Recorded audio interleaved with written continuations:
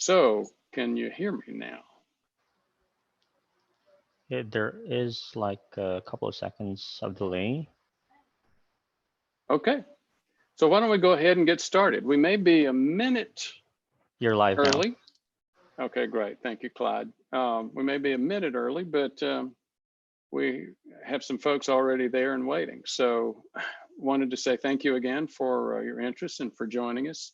We're going to be talking about high BMI, body mass index, weight loss, and diabesity, diabetes, prediabetes, and diabesity. I had well, let's see if we can get, there we go. As you may have heard from me a few times, my typical patient coming in is coming in from the YouTube channel these days, and they're typically somebody that has already lost over 30 pounds, and I go through that with them. But one of the first things that happens is I have to be a little bit more of a detective, because quite often we'll see plaque, maybe old stabilized plaque, and not see any significant reasons for having plaque at this point. And then I've learned from, again, having so many YouTubers come in, I have to ask, okay, have you made any significant changes in your life, like losing a lot of weight? Oh yeah, I lost 60 pounds. I had somebody 2 weeks ago say, yep, I lost 95 pounds over the past year. A lot of really good things happen to your body when you lose that kind of weight.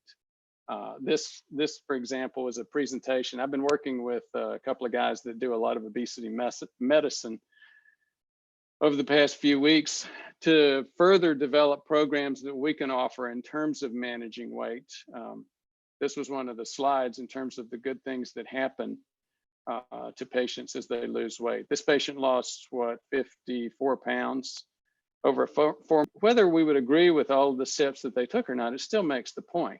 You drop weight and you drop blood pressure. You also drop your insulin resistance. And again, insulin resistance is very, very important. We'll cover it a little bit more. I wanted to make sure that we had an announcement that I covered the upcoming Orlando event. We have an event coming up in Orlando, February 28th. Pardon me, that's the wrong year. It's 2020, not 2028. But if you go to our website, you'll see the dates right there. Friday, February 28th, 9 to 5 at the Hyatt Regency Grand Cypress. This will be one of those events where you can also get a CIMT. So it will be on the CIMT Access Tour. Clyde, if we could maybe get some information. I forgot to put that information on the CIMT Access Tour out there. One of the things I did want to make clear is that folks have given us feedback, and I understand why. You know, these events, these boot camp events, are expensive. You compare that to some of the other events, and they're like a lot more money. Well, we actually include full-blown medical evaluations in some of these. We actually include CIMT in some of these. So these are the price breakdowns. This is compared to the Louisville event. So again, as you can see, we're continuing to work on making these much more cost-effective. Back to diabesity. The CDC, as conservative as they are, says that 86 million Americans have the metabolic syndrome. And again, when the CDC says that, and I say conservative, that's based on estimations from hemoglobin A1C and fasting blood glucose. As many of you know, folks that watch this channel a good bit, that's probably it's the tip of the iceberg. If you do a full-blown OGTT, or oral glucose tolerance test, where that's the test where you fast for 8 hours, then you come in, you get a fasting glucose, then take 75 grams of sugar, get another blood sugar an hour later and another blood sugar an hour after that, you'll get a lot more, you'll find out that a lot more people have problems metabolizing glucose. And even more effective at demonstrating and understanding somebody's glucose metabolism is what's called a Kraft insulin survey. With the Kraft insulin survey, there's a whole book about it. It was written by Joseph Kraft. He was the head of, he ran a lab at a large Chicago hospital a couple of decades ago, and he did tens of thousands of these and demonstrated that as we age, he did people and classified them by 40s, 50s, 60s, 70s, and 80s, and you saw continued big increases in their insulin resistance and prediabetes as they aged. So there are two things going on here. In fact, as you look at this from an epidemiological perspective, most people think that the diabetes epidemic is being driven by obesity, the obesity epidemic. The reality is, aging is more powerful. We do tend to see a lot of young people in their 40s, 30s that have obesity problems or a high BMI and still don't have significant problems with glucose metabolism. But here's one of the problems. You put those two together, aging and obesity, and you got a perfect storm there where, again, it's creating huge increases in metabolic syndrome. Why is that so important? Well, it's very interesting. The biggest reason, these are all outcomes that you see here: heart disease, lipid problems, hypertension, type 2 diabetes, dementia, cancer, sleep apnea, non-alcoholic fatty liver disease, and polycystic ovarian syndrome.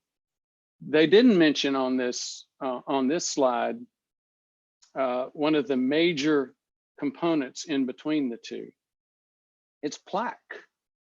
Plaque is an inflammation. So in other words, what happens is you get that rising glucose level staying up in the 140s, 180s, 200s, hour after hour, day after day, week after week, month after month, year after year. That results in inflammation. The body attacks that plaque, and then that results in all of these other things.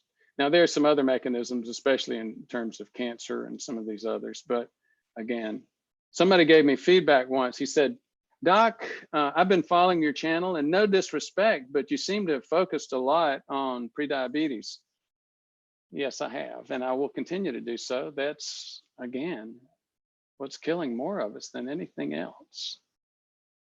Now, pardon having two pictures of me. I think you got a picture of me there and maybe the live picture as well. But whether you do or not, here's the point here. I got some grief by a fellow named Ford 150 or Ford 150. When I did a video on Penn Jillette and his potato diet. He said, "I can't believe you are putting out something encouraging a potato diet." And I said in the video, and I'll say routinely, the potato diet is clearly not my go-to diet. Number one, weight loss doesn't work long-term with a quote diet. It works long-term with a dietary change. But number two, well, let me just go back. Let me digress for just a second to talk about that dietary change.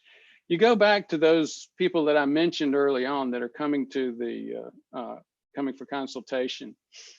It's with a few exceptions, the same story almost every time. I ask them, "How did you lose so much weight?" Well, they say, these are the new patients that come in and have typically lost over 30 pounds. And that's over half of my new patients. They say, "Well, first of all, I cut my carbs.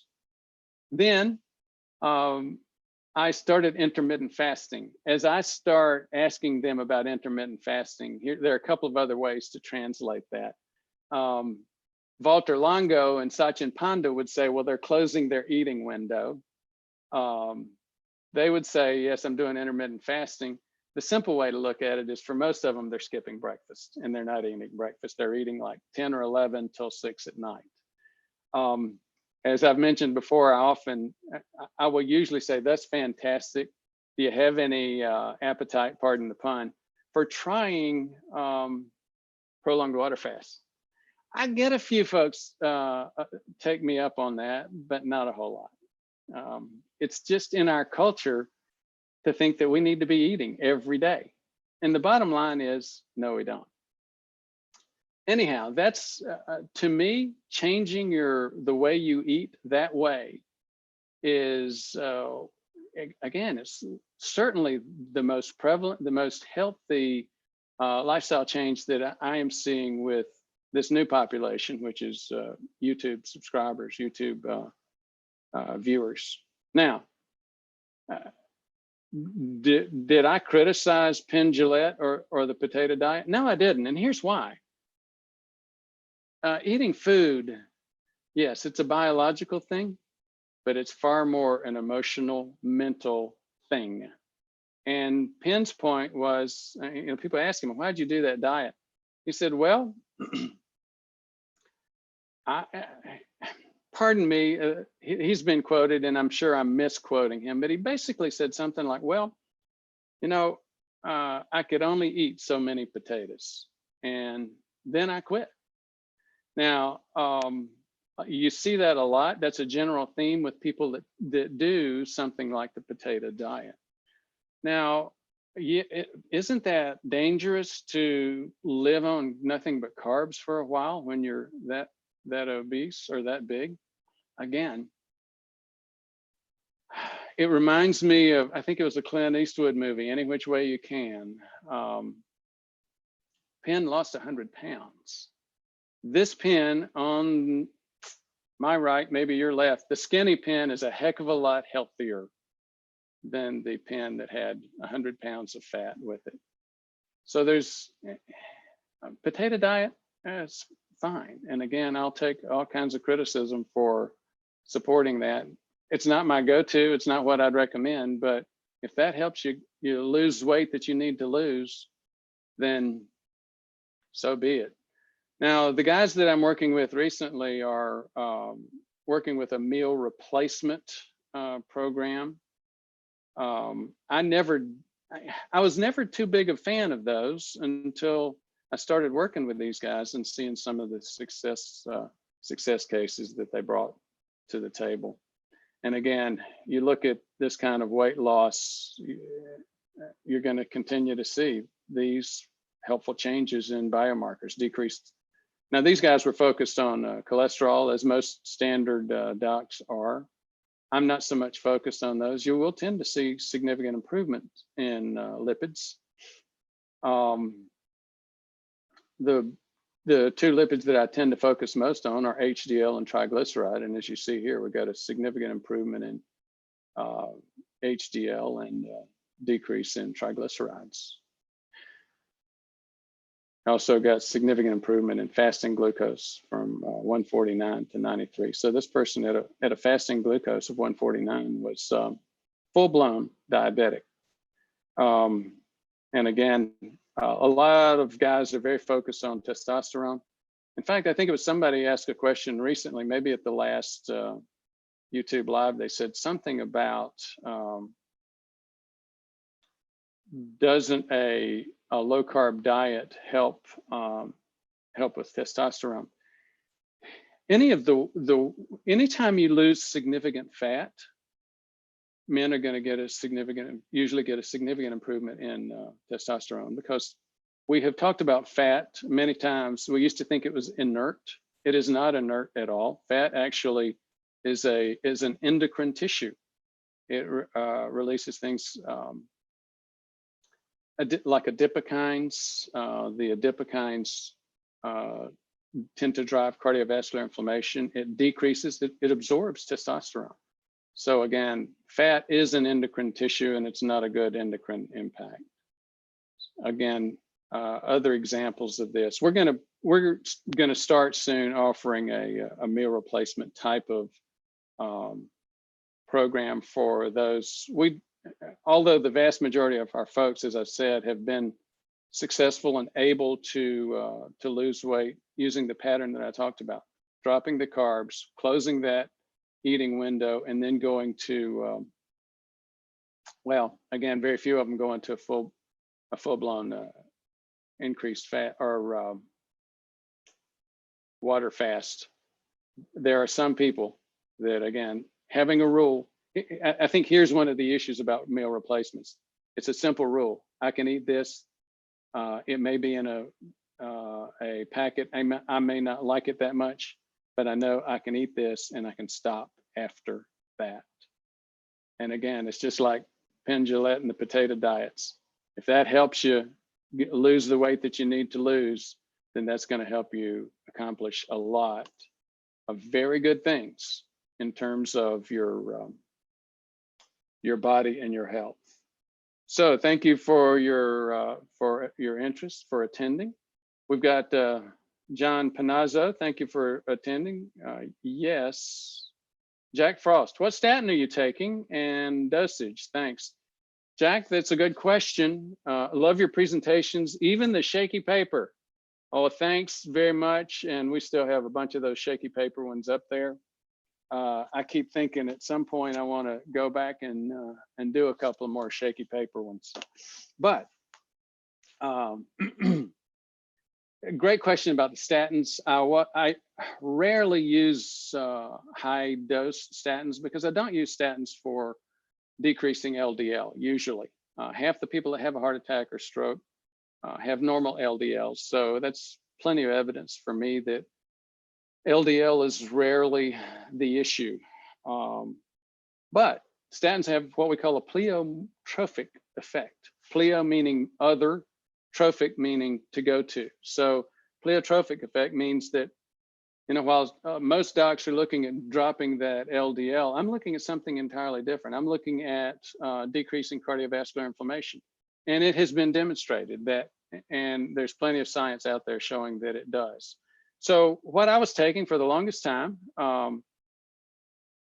well, first of all, I delayed taking statin for a couple of years, even though I was developing hypertension and some of those problems. I thought I had my lifestyle totally tuned in. There were actually some things that I could do. There are always things that you can do. You can always improve. For example, right now, I'm back up to about high 150s, and I'm going to be looking at losing another 5 pounds again. And actually, I'm going to use that. I've been using that meal replacement just to get an understanding of how it works. Bottom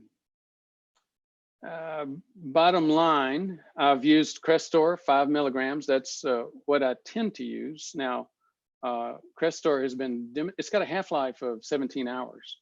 So you can often use Crestor at, or rosuvastatin, generic name. You can often use that every other day, 3 times a week, or even there's been research demonstrating you can get an improvement in cardiovascular inflammation from rosuvastatin once a week.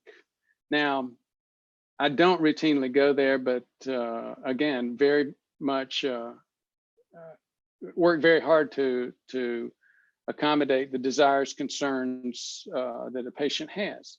And I don't have a top-down type of approach. I don't tell a patient, look, this is what you're going to take.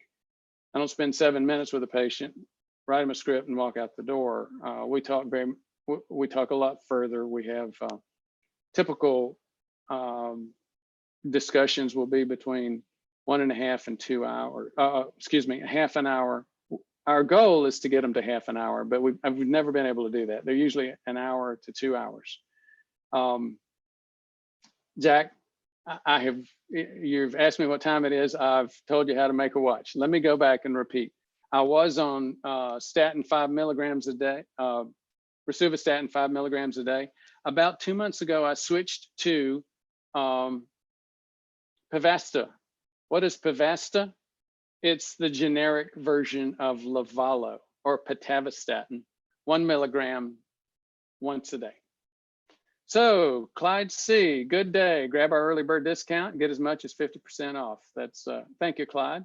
And if you could, Clyde, go ahead and post the other CIMT events on the schedule. James Cantor, I tend not to feel well after fasting 18 hours.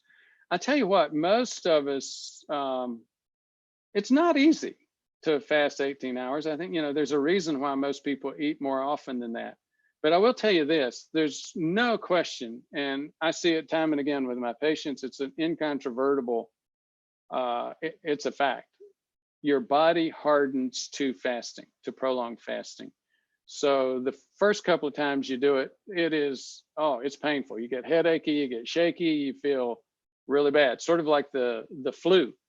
But number one, taking a nap when you get that way helps.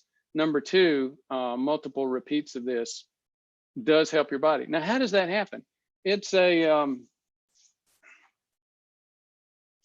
it appears to be the fact that your body has genes to start to do some things that we call autophagy. In other words, working on autophagy is auto meaning self and phagy meaning eat. So the cell is eating trash components within the cell. Now that takes some certain different type of enzymes and metabolism than eating, surviving off of food that's in your gut. So the first couple of times that you do an extended fast like that, your body's not gonna have the enzymes and the metabolisms prepped and ready to get deeper into that autophagy and to burn. Burning fat is the same thing. Burning fat, it takes a different metabolism, a different set of enzymes than again,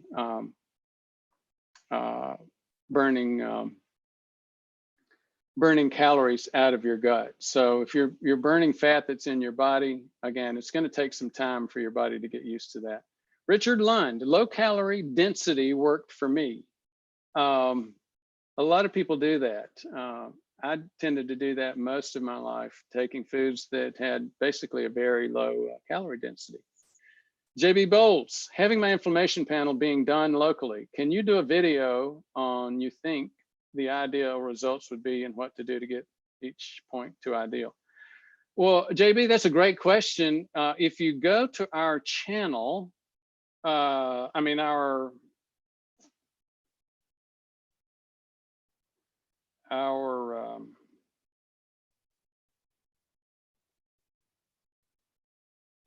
if you go to PrevMed, we have a whole course on that in the inflammation course.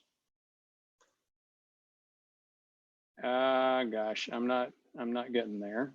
Let me try this. Yeah, you go to our channel.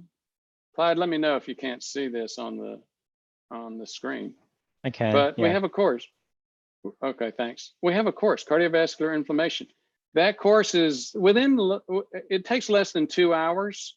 It gives you detail on exactly what's involved in inflammation, what that looks like microscopically, what that looks like, how to interpret your tests. And then the other two courses start getting into, or especially the insulin resistance course, starts getting into one of the most common reasons for that. Thank you for the question. Erland FR, I'm running an experiment now by putting one in each arm. I take readings on 2 phones.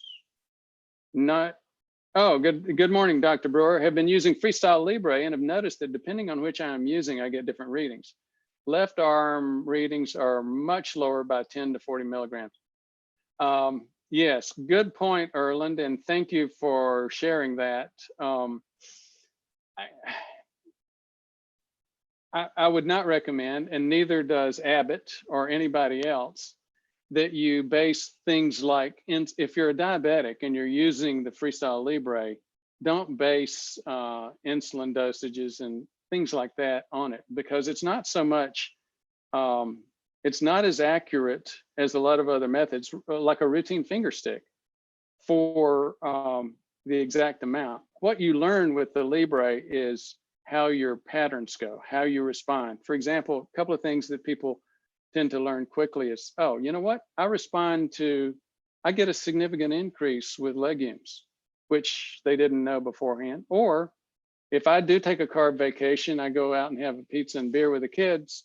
If I come home and walk, or if I go walking immediately, just that gentle walk really decreases my blood sugar. A lot of people find also that they have significant decreases in their blood sugar between the hours of midnight and 5 a.m. when they're asleep. And I think that's a very healthy pattern. You tend to see that pattern with blood pressure, and it's already been demonstrated that if you don't get that nighttime decrease in blood pressure, it's a problem. I think we're going to find the same thing with blood sugars. Unless we have anything else, I am going to go ahead and sign us out. Thank you for your interest.